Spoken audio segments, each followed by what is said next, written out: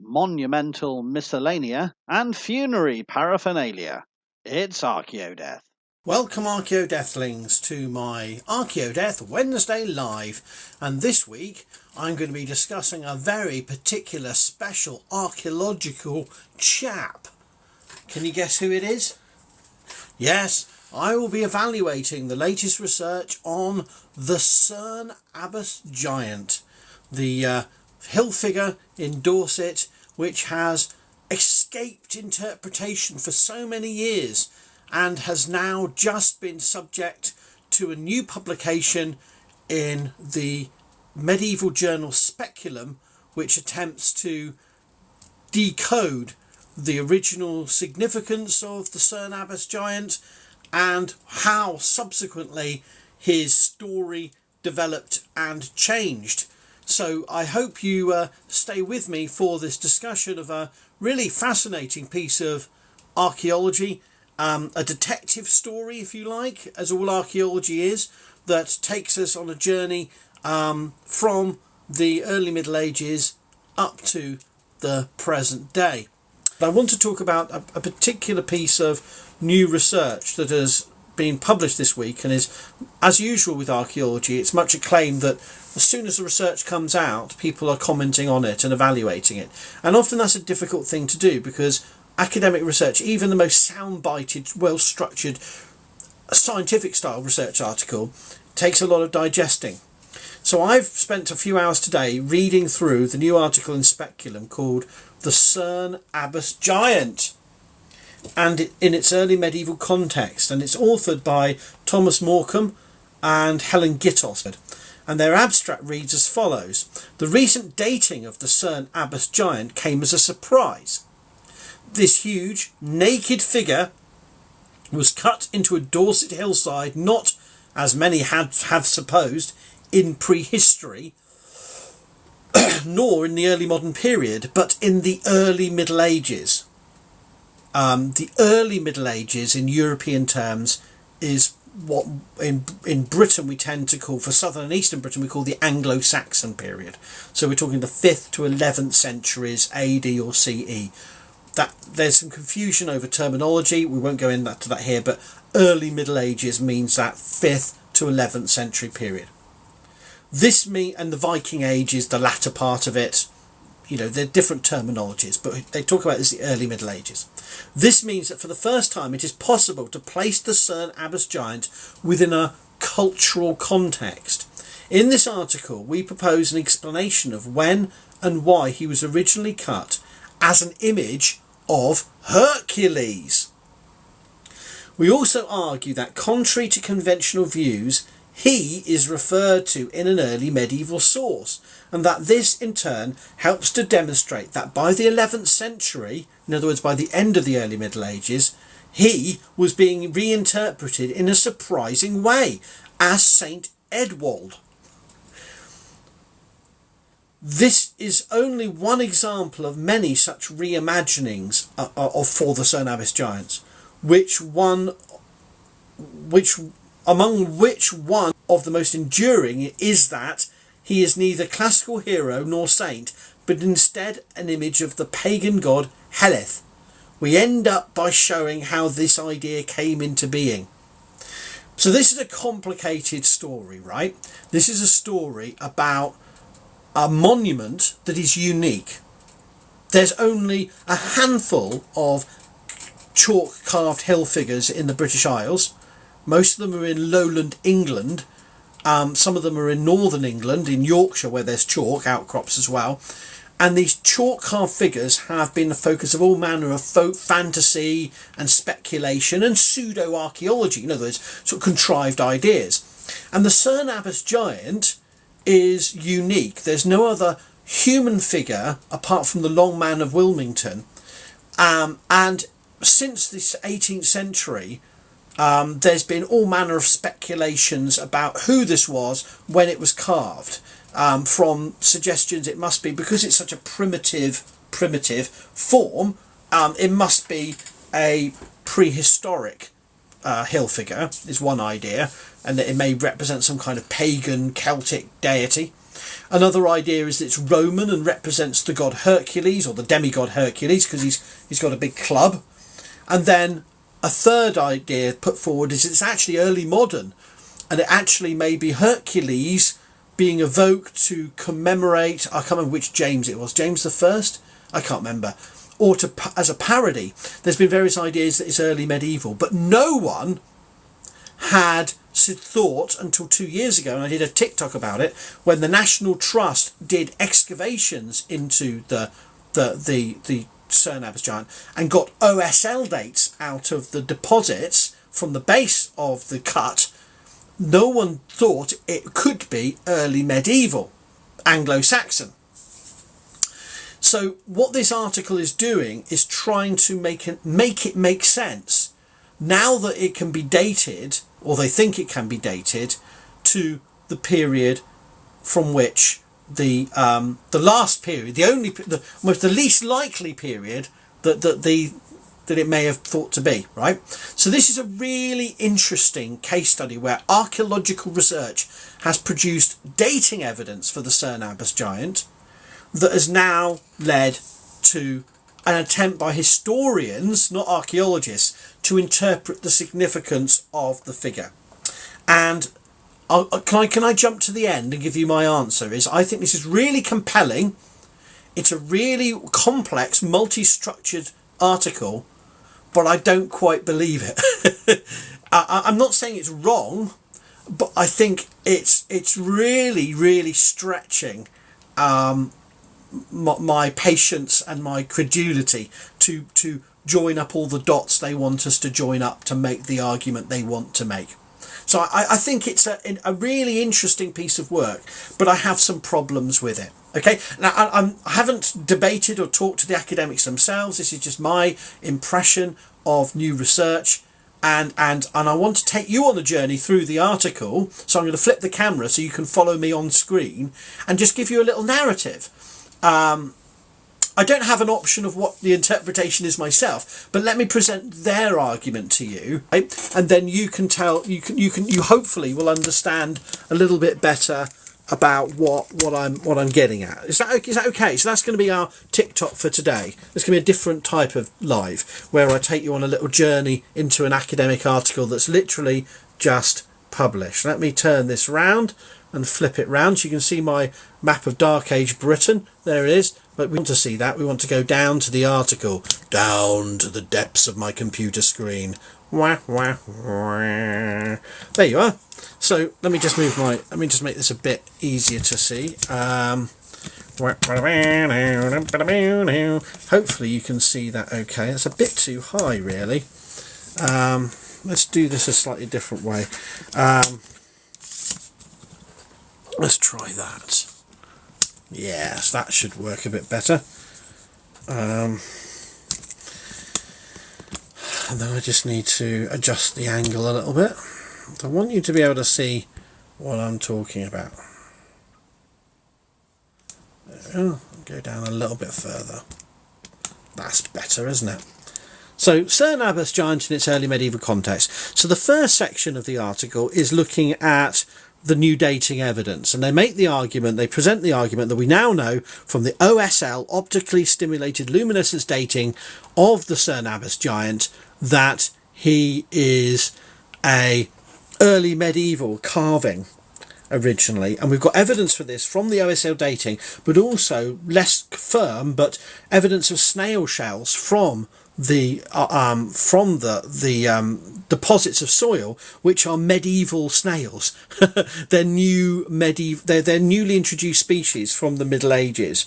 So we've got evidence also that's really important, is that this hill figure, which is as I said, unique and substantial, with his bald head, his teardrop shaped face, his eyes, eyebrows and mouth, his naked torso is depicted, an erect member. I don't know what I'm allowed to say on TikTok Live, so he's got nipples, it says, ribs, a belt and a belly button. Now, he doesn't have a belly button left because they don't explain this at all properly.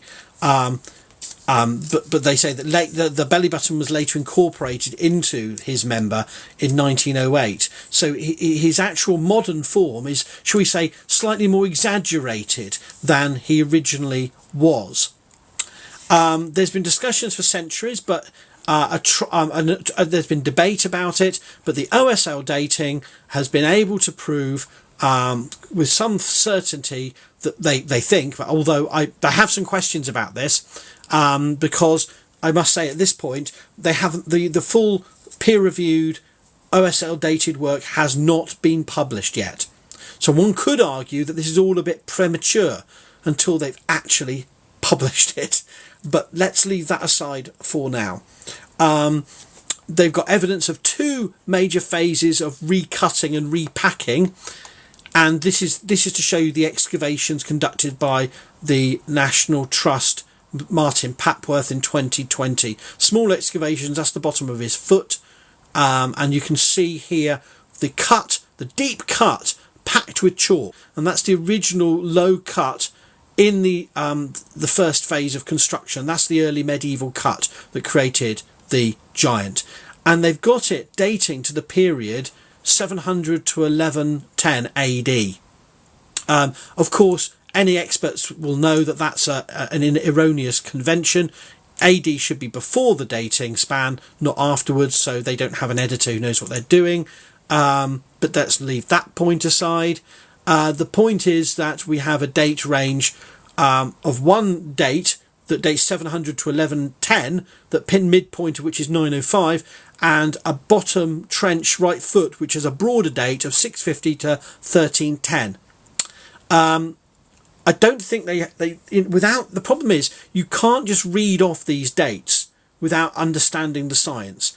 And so the problem with this article is they're relying on an uncritical interpretation of that date range and the midpoint, which they fixate on as particularly significant in the late 9th and early 10th centuries. Okay, but they then make the assertion that the early medieval date fits with the form of his face.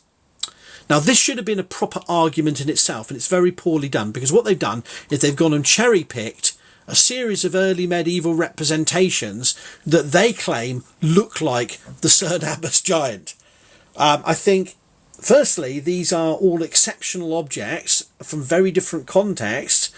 Only two of those are dated to the 7th century. The third one, the Carlton Colville figure, is thought to be, by stylistic terms, 7th century, but it could easily be earlier or perhaps even slightly later. And these are famous objects, and the argument that rather amorphous face of the Cerne Abbas giant is somehow strikingly similar to those depictions, I think beggars belief. But yeah. And also to make the point that if so, those representations are earlier. They're 7th century, they're not 8th, 9th, 10th century, which is the dating they're going for.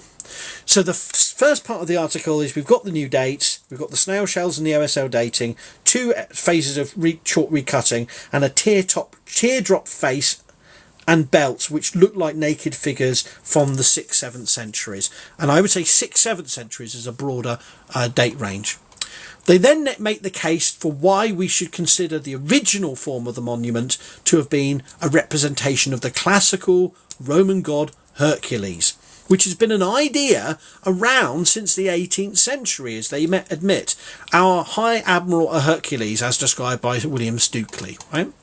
So this is Hercules. Let me just go back up to the image of, just so for those who've joined late, this is the Cerne Abbas giant in Dorset, a unique hill figure from southern England, and it's long been thought this could represent Hercules. But when was it carved? Not in the Roman period, but apparently in the middle late Anglo-Saxon period, right? And that doesn't make sense, because supposedly at the first instance you think, well, what's Hercules got to do with the early Middle Ages? So they make the case that it's Hercules, and the reason they say it's Hercules is that he's got a club. And he says, but then they have to explain away the fact that the two material attributes that make a figure Hercules is someone with a club and a lion-skin mantle. and there's no evidence of the lion skin mantle. So they've already got a problem there. Then they also make the point that a full frontal stance for Hercules, in other words, looking straight at you, let me just go back up again, is rare. So there he is. Oh, he's got his legs bent. He may be moving, but he's bare. He's bare. There's no evidence of a lion skin, which is the other feature over his head or his arm. So we don't. If that's Hercules, it's Hercules in a very excited pose, which is unusual, and Hercules without a lion skin. Right. So if this is Hercules, it rests solely on the fact it's a male figure with a club. That's all they're going on. Now, I'm not saying it's not Hercules, but then they have to stretch it to representations from various different times and places, from as early as the 2nd century BC, the 3rd century AD, to try and find other images that might be Hercules. And we have the Hercules from Corbridge, to a famous Hercules, which is a rare example of a full frontal, naked Hercules with a club. And a statuette of Hercules from Colchester. Now, of course, the problem with this is these are very small, or either human-sized or smaller objects. Right? And these are objects hundreds of years older. 2nd century BC, 2nd century AD, 3rd century AD, right? Or not particularly well represented. And here they have to go further afield geographically. They have to go to France to find examples of full frontal Hercules with club and lion skin. And we have to make the assumption, we have to make the jump, that we've got no lion skin. So what you're working on is, it's Hercules because there's a club, and Hercules because it's a naked man. And they get out of they make the point, Hercules was always complex. He was a model for manly might, courage, and both physical and mental strength, a hero fit for emperors to ally themselves with, as did Caracalla, among others. Theodoric in the 6th century had ambitions to build a ceremonial hall at his palace in Ravenna in Hercules' honour. So Hercules outlasted pagan Rome, right? Hercules was still a popular feature, but he was also seen as a nutter because he was associated with going mad, killing his wife and children, feasting and imbibing, and being very promiscuous. So they call him, in the most kindest way possible, a polysemous character, capable of sustaining many different readings, contributing to his continuous popularity. Okay. Now, what about Hercules in the early Middle Ages? Well, they've already mentioned Theodoric, but they make the point that there is a range of literature showing that Hercules remained popular in the Christian era, including the Book of Monsters of various kinds, which could date back to the 7th and early 8th centuries or not, and they make the point that could have been composed either by Oldhelm, Abbot of Malmesbury, or more likely a colleague or pupil of his. And they make the point that that is geographically close to Cerne. So we have a West Saxon, Late Saxon tradition of Hercules being popular. And I don't want to go through all of this, but even King Alfred himself was interested in Hercules. Lots of people are interested in Hercules. But then also, by the late 10th century, Aelfric, writing in the late 10th century as a monk and scholar at Cerne Abbas, took a different view. He was the hateful Hercules, an immense giant who killed all his neighbours. But either loved or hated, Hercules was a legendary figure in the Christian early Middle Ages. Okay? So that's what they're arguing. And I don't have a problem with that point, and they're particularly the point that Charles the Bald had a wooden chair decorated with ivories produced to represent the trials of Hercules, the deeds of Hercules. And this is his coronation chair in the Basilica of St. Peter in Vatican City, with panels showing the deeds of Hercules. So there's nothing outrageous to suggest this could be Hercules carved in the 9th century. And they make the point that the Carolingian and the West Saxon royal families were intimately connected. AD 856, the elderly King Ethelwulf of Wessex married the young Judith of Flanders, the daughter of Charles the Bald. So they've tied it into this early medieval legendary Hercules that is hated by some monks but loved as a masculine figure that emperors would want to associate it with, that kings would want to associate with. So they say, okay, but why Hercules in Cerne? Why would you... There's one thing saying this is Hercules, but why would you carve a massive 83 metres? I can't remember how big it is now. 80... Did I make that up? I can't remember how big it is now. The size of the mother, I don't know. He's a big beast anyway. 60 metre high. Why would you carve a 60 metre high figure of Hercules into a hillside in Cerne? Right, that's the next point. If it is Hercules, and I've expressed some problems with that inference, I don't know who else it could be, but they're saying it's Hercules. Hercules was circulated in legend. The Wessex royal family owned a lot of land in the area, and we know that from later times, not from the 9th, 10th centuries, but from Ethelmer, a descendant of King Ethelred I, had lands in the area.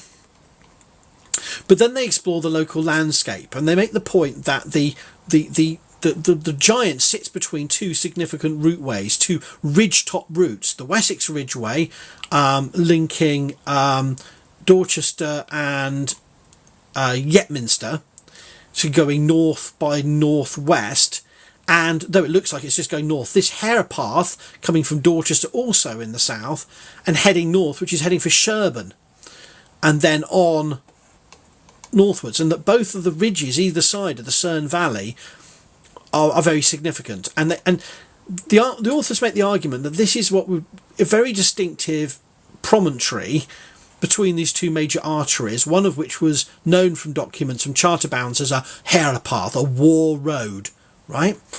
So, and they're trying to make, and this is a really dodgy bit, but they do go dodgy in the sense that they really complicate the matter, but they're making the point that it's a striking hillside overlooking from the valley floor itself, but also that the Cerne Abbas giant would be perhaps linked to the war road. Now, they make an error here. If you go back, can I just show you the map here? They've made an error. So this is the promontory of Giant Hill with the Trendle, which I'll talk about in a minute, which is an archaeological feature above it. And it's at the end of a spur coming off the main hare path. And then they go on the photograph, the aerial photograph they have here, they claim that this is the hare path. They say the aerial view showing the field below the giant and the hare path curving up onto Giant Hill from the bottom right. Now, there is a farm track there, or do they mean behind Giant Hill here? But either way, the hare path that is on their map is up here. It's up here. It's about a kilometre away. So they've made a mistake there. And they've said in the text the hare path leads up onto the Giant Hill itself. I don't know where they get the evidence for that. If they have evidence for it, they don't present it. So they're arguing that. Then it goes a really convoluted argument, but basically they're arguing this was an assembly place for mustering armies, and basically inspired by other sites, they think this would have been carved there. Hercules would have been carved there to almost mark a place where armies would gather. You put a big guy with a big member with a big club on the hillside to say, come here, this is where the armies gathered. You can imagine think of your Tolkien and your Rohirrim. We shall go to Dunharrow. We shall meet at the old hill fort at the base of the Dimwalt, and we shall. And you go, where's that then? Oh no, just look out for a big hill with a big carved figure on it. You can't miss it.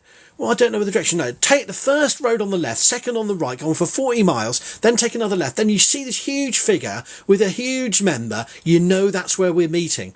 And I suppose there is an argument there that makes sense if you create something so unique and so distinctive. And this is the view of the... I don't know if you can just about see it there. That's the Cerne Abbas giant from the ridge, the Yetminster to Dorchester Ridgeway top. Now, I actually like this idea because so much of the discussion of the Cerne Abbas giant is assumed we have to see it from below in the valley. That's where, as a tourist today, you go and view it. I think if this is being carved, that would be the hair path on the ridge behind over there.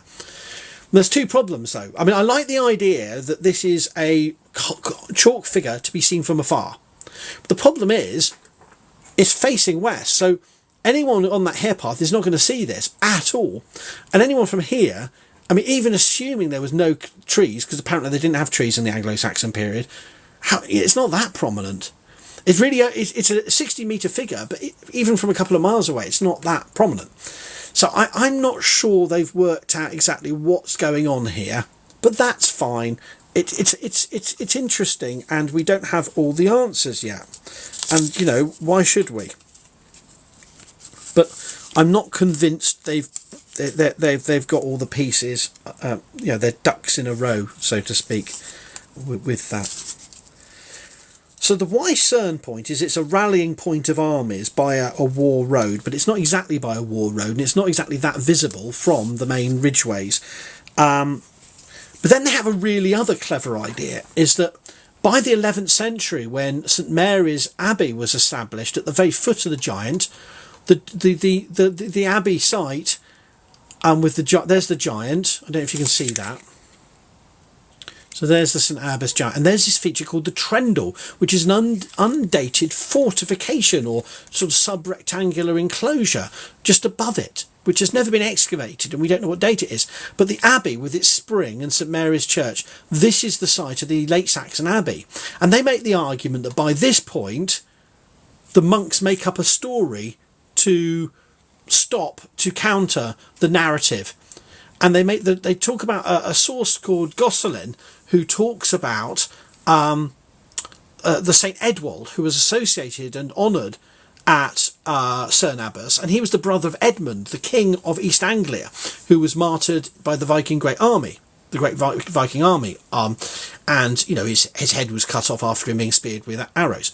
So Eadwold is an East Anglian saint, but he's venerated at Cerne, and they seem to have created their own story about the Cerne Abbas giant to get away from the Hercules story.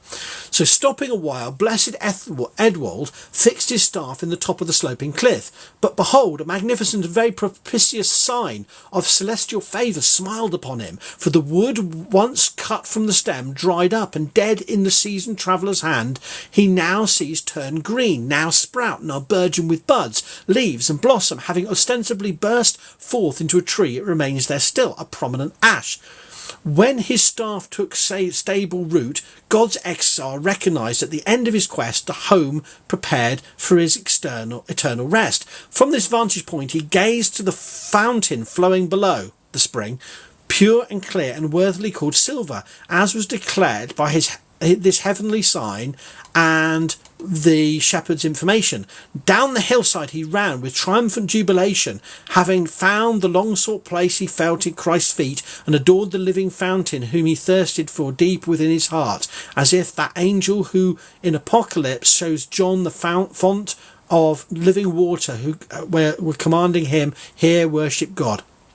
So they're saying that this story of St Eadwold coming to Cerne and his staff burgeoning miraculously, growing into a tree in his hand, and him seeing the spring, is a story made up to explain the topography of a steep hillside, a spring at the bottom where the abbey is built. So it's a topographical myth inspired by the giant's hill figure, and the hill figure is now transformed into a naked hermit.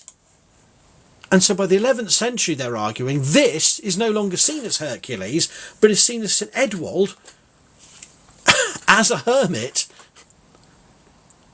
and with a staff that sprouts and becomes a living tree as a miracle. And that this story records that narrative. This is pretty messed up if you think of it. But this is not exceptional. There are other topographical myths linked to the foundation of abbey sites. In other words, using the topography to create your story for yourself. And this is, I think, one of the most exciting bits of the article, claiming that by the 11th century, as elsewhere, topographical myths were being developed of miracles that happened associated with the saint venerated at the site. Just so stories, if you like. And that Cerne's Abbas giant, carved as Hercules, is now perceived to be a representation of a hermit, and that the nakedness of the form then fits into this hermitic. He's a very excited hermit, but he was a hermit nonetheless. And the idea of nakedness and his ribs showing would be aesthetically fit into that late 10th, 11th century tradition of representing saints. Okay, there's one final part to the story I've got to share with you, and that's also, I think, quite convincing. Why reimagine the giant? So that's not the next point. So I can't. They say the reason they do this is that perhaps Hercules wasn't popular anymore, and also Eadwold would have been perhaps an important cult in the politics of the time. I won't go into that here. That's really interesting. But then, how did Hercules become Helith? And this is basically down to a mistranslation of the Latin, between different chroniclers in the late Middle Ages. And I won't go into all the details here, but this seems to me quite convincing that it's a misunderstanding of the word Helios, which is from the Old Testament prophet Elijah, and Walter of Coventry misunderstanding Gosselin and William of Malmesbury, if I've got the sources right, and basically getting things confused and inventing this pagan Saxon deity called Helith, and that this only became associated with the Cerne giant in the 18th century. So you've got this narrative where Jocelyn of Saint-Bertin and William of Malmesbury are misinterpreted by Walter of Coventry, that was taken up by John Leyland, William Camden, John Hutchins and William Stukely, and they've created a Saxon god that never existed in the text. Which I'm fine, I think that's really important. So let me go to the conclusion then, and explain what this article has done. It's actually, I'm more convinced by it now. I've actually read it out loud. Let me just bring you back to me. So what we're arguing here, what they're arguing is the stratigraphic layers of the archaeologist's trenches and interviews with locals about him in the New Yorker tell the same tale. The giant is loved and has been looked after. He has survived so long because he has Hercules' capacity for reinvention. As Jonathan Still, the vicar of St Mary's, Cerne, says, the giant is absolutely essential to what this place is and who these people are. He is an active personality in this community. This is at least in part because, for all of the apparent simplicity of his form, his stance, the shape of his club, even the presence of his ribs, are freighted with the weight of myth. But he isn't an unknowable as we thought. We are arguing that the archaeological dates make good sense. He probably was first made in the early Middle Ages, specifically in the 9th or 10th centuries, when there was much interest in Hercules. It is likely that he was made to mark a muster station for West Saxon armies meeting on the estate belonging to the ealdorman of the Western provinces. By the mid-11th century, he had been repurposed by the monastery, founded or refounded at his feet as the image of St Eadwold, a convenient way of erasing Hercules and proclaiming the monastery's rights to the saint's relics. In the late 13th century, Walter of Coventry, trying to write about Cerne at a distance, misinterpreted Gosselin's Latin and inadvertently created a deity called Helith. In the 16th century, Leyland read Walter of Coventry's account in relation to Cerne Abbas. In the 18th century, Hutchins connected worship of an ancient early medieval deity to the giant, and in the 20th century, Rodney Castleton wove more connections into this web. All of this is part of the history of the giant and what continues to attract so many people to him. So, Let me just get what's the problems? Where are the problems with this? Okay, so there's not necessarily I don't believe it, but the problem is we still don't have a parallel for the Hill figure, right? You can argue as much as you want, he remains unique. We don't have any, not just in Britain, but anywhere in Europe. We don't have another giant with a club and a huge knob. We don't have another Cerne Abbas giant. There can be only one, right? So you can argue all you want for parallels, but you have to go to other media, right? And I would say that the arguments for an early medieval visual representation of Hercules that looks anything like this are simply not presented in this article. They're not art historians, so it's not their job to do it. They're not archaeologists, but they haven't made a convincing case that this looks like how Hercules would have been understood in the early Middle Ages as opposed to anyone else carrying a big stick, right? There's no lion, skin. There's nothing distinctively Herculean, apart from the fact he's a giant.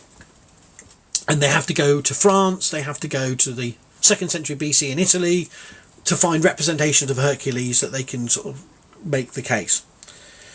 The Trendle earthwork immediately above the Cerne Abbas figure is still undated. And until that gets dated and understood, we're still dealing with a monument without context. And I don't think their landscape analysis, which I didn't really go into all the details of, has really done a good job of articulating why the Cerne Abbas giant might be where it is in relation to and I think there's some accidental misinformation presented in the article about the relationship to the topography, the relationship to the routeways, and the relationship to a blowing stone to the west. They found a stone, a natural stone that may be one of the assembly sites. But they do make a good case that this may have been a distinctive striking location on a distinctive promontory, but we don't really have the archaeological analysis of the landscape to fully flesh out that argument as presented. There's 3 other points that I think are really interesting. Firstly, the archaeological research has yet to be published.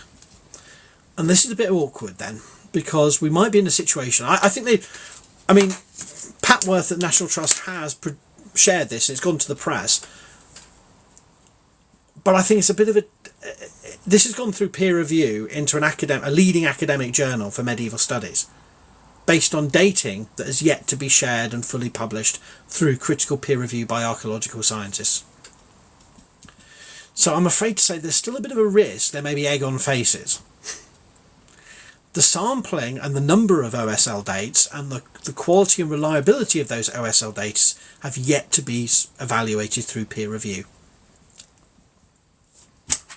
So I hope they're right, but there's not that many dates, and you can say, well, it now makes sense, now we know it's early medieval, but I mean, for example, we could still be looking at a Roman Hercules that was perceived and had subsequent later reuses and reperceptions through that wouldn't undermine the article completely or entirely, but there's still a possibility that this could be a Roman hill figure.